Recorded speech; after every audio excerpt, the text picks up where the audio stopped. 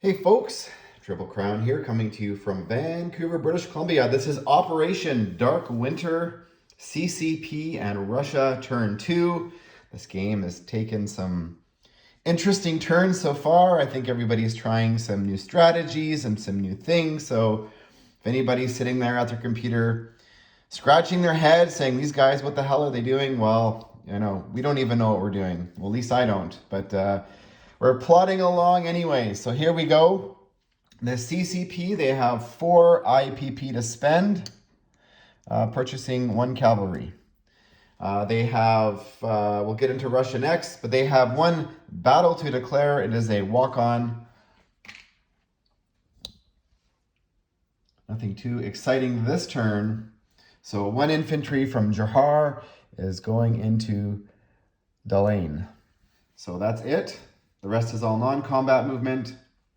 So in Yunnan, the 3 infantry and artillery are going to back up 1 space to Pinglang. So they are backing up. 1 infantry from Johar is going into Yunnan.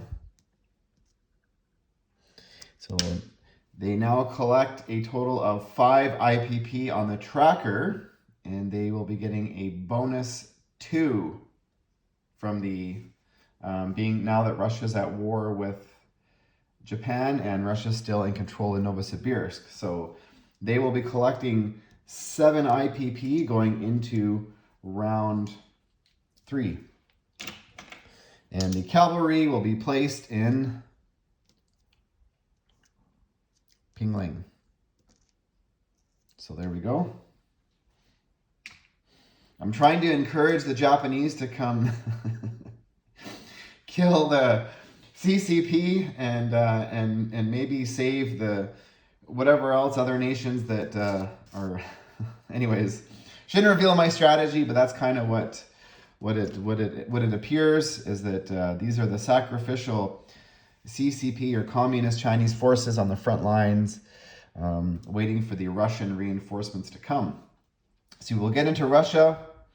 Russia has 22 IPP to spend, spending 21, so saving $1, purchasing 5 regular infantry and 2 Russian elite guard infantry.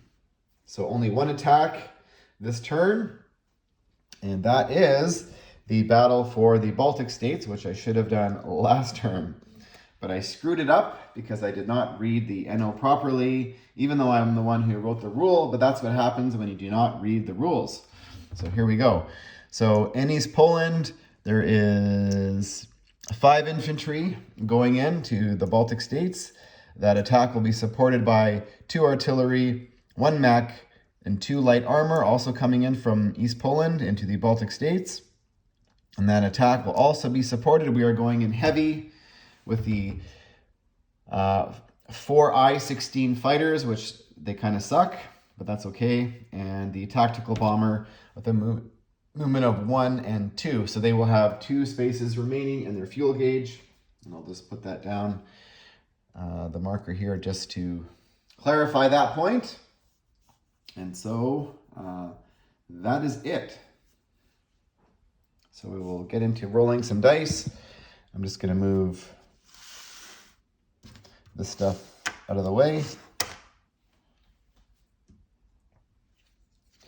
That's the CCP money.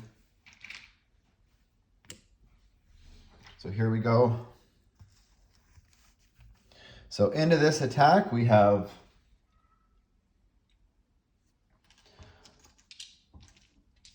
four infantry that are attacking not paired, 1 infantry that is attacking that's paired with an artillery, and also an additional mechanized infantry that's paired with an artillery. So we will roll those first. So these are the 3s, these are the 4 or less, and we need 2 hits to be successful. And we roll blanks. Not surprised. That 10 is cocked, but that's okay. Not going to worry about that. So we have 1 armor at a 4, 1 light armor, 1 light armor that's bumped up with a tactical to a 5. We have 4 I-16 fighters that are at a 5 or less, and 1 tactical bomber that's a 7 or less. So we need 2 hits. We have 1 at 4, 4 at, or 5 at 5, and 1 at 7. So here we go. And we scored 2 hits, and that's all we needed. So success. And now the return fire, there's 2 infantry there, and they defend 2 at 4. And 1 hit in return fire. So we've lost 3 infantry, capturing the Baltic states and East Poland.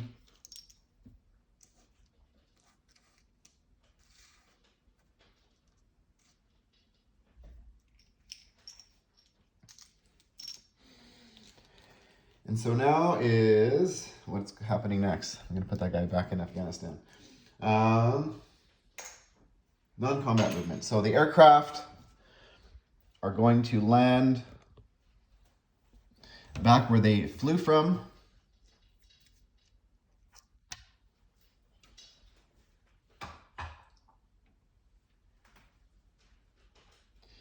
The Russian Navy over here, my board is still not up to date, is going to sail 1-2 to Sea Zone 1.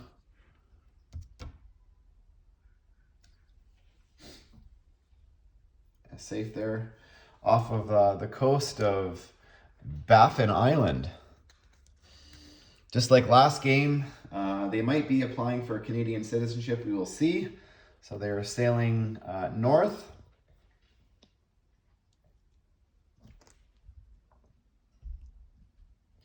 Over here, there was 2 infantry here. I chipped it out and I forgot to because I knew he was going to move. So 1 infantry in Western Ukraine is going to Bessarabia. 1 infantry from the Caucasus, or sorry, from Kharkov is going down into the Caucasus. The infantry in AAA and Kharkov are going into Orly Kursk.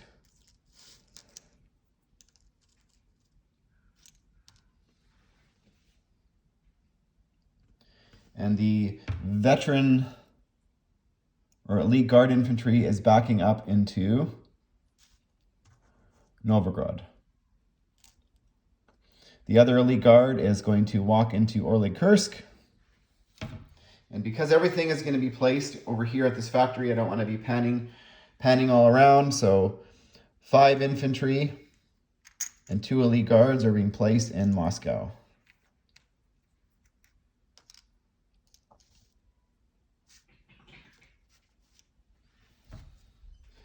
Now over here, and I did this because I didn't want to be moving the camera around a bunch of times. So the light armor is going from Kazakh into Pingling.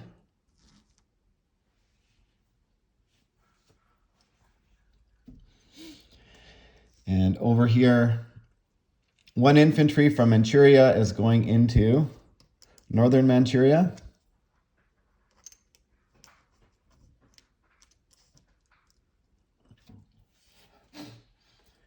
Actually, let's send both. Let's send both.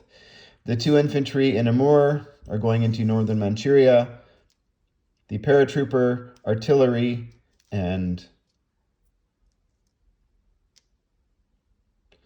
from Bernyata. So basically everything's coming in. The 2 infantry, paratrooper, and artillery. I don't know about the air transport sitting in Novosibirsk is also going to fly to Pingling.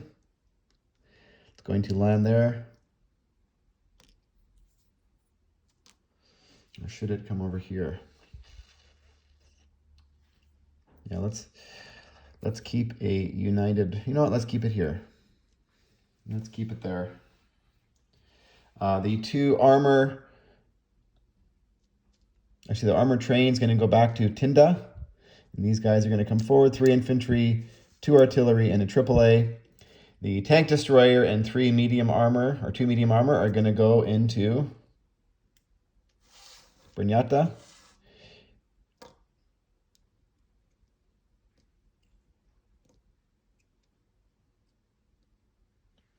And that guy, what is he, if he stays there versus there? It doesn't really, yeah, he may as well come forward. So the air transport is going to go from Brnyata also into this territory here. So now we roll for economy, which is always the scary part when you're rolling for your economy. Because I had good success turn one, rolling outside of the dice tray box for the Russians, I will try that strategy again. Hopefully both dice actually land so you can see them. We got a 12 and we got an 8. Wow, that is very nice for the Russians. It doesn't get much better than that. So Russia is now at 38 on the tracker, and we will calculate bonus income in a second.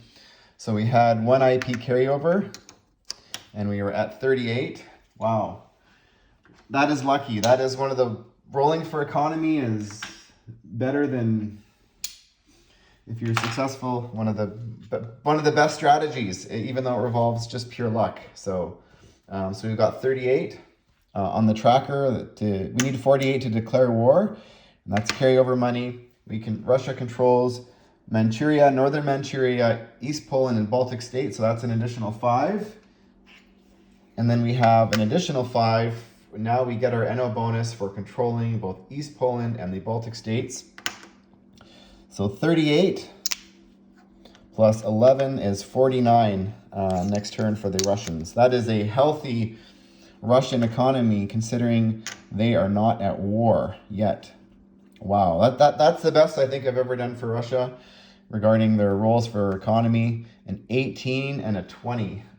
That is huge. I've had games where I've rolled, 2s or 3s or 4s, and that hurts. That really hurts because then you can't really do a whole lot.